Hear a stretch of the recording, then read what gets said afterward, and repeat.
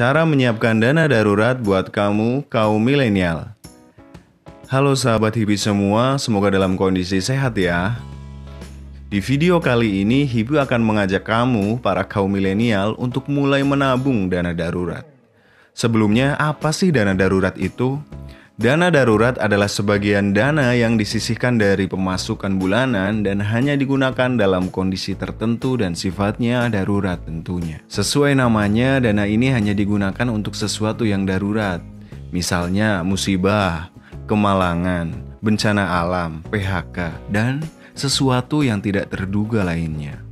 Eits, bukan berarti kamu boleh pakai dana darurat itu kalau kamu pengen liburan tiba-tiba atau pengen gadget baru tiba-tiba. Atau sekadar pengen ngopi kekinian sampai asam lambung naik. Aduh, kalau itu jangan deh, kasihan badanmu. Dan jangan coba-coba gunakan dana darurat itu buat kesenangan yang gak perlu dan buat gengsi doang. Percayalah anak muda, kamu akan menyesal di kemudian hari. Berapa sih besarnya dana darurat yang ideal itu? Dana darurat yang ideal adalah 6 kali gaji bulanan kita. Wah, banyak banget ya. Gimana ngumpulinnya coba? Harus makan mie instan tiap hari dong. Karena kamu masih milenial, kamu bisa memulai dari yang kecil.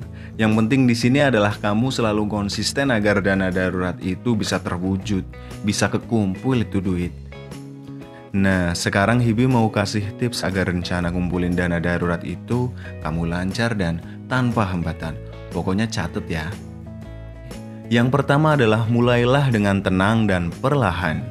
Ketika akan mulai, jangan keburu paranoid. Kayak misal, wah, penghasilanku kan kecil, gimana mau nabung dana darurat? Pasti itu yang selalu ada di benak kamu ketika akan memulai sesuatu seperti menabung.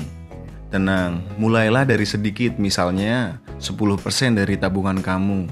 Jadi misalnya gaji kamu 3 juta rupiah, maka 10% dari 3 juta adalah 300 ribu.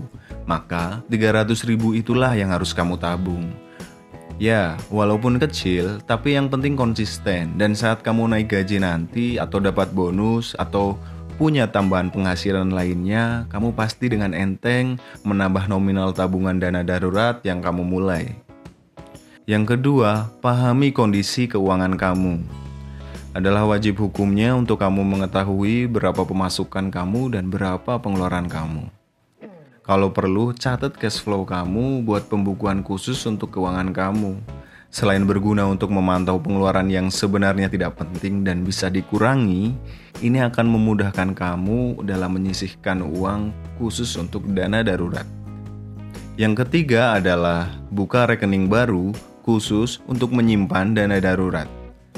Pisahkan dana darurat kamu dari rekening payroll atau rekening utama untuk keseharian kamu. Tujuan untuk membuka akun baru yaitu agar uang kamu lebih teratur pembagiannya. Sehingga budget untuk dana darurat kamu nggak akan teralihkan untuk membiayai keperluan lain. Pilih bank yang nggak membutuhkan saldo awal yang besar saat pertama kali membuka rekening dan biaya administrasi bulanan yang lebih murah.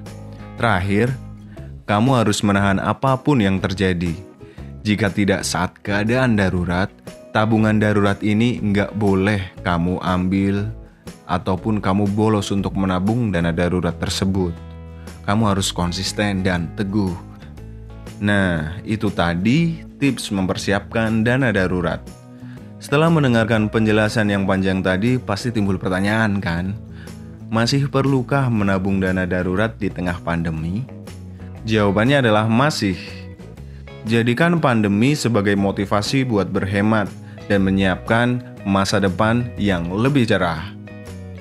Semakin gak stabilnya pekerjaan, semakin dituntut pula kita untuk menabung. Pokoknya kita harus optimis deh. Semangat ya. Sampai jumpa.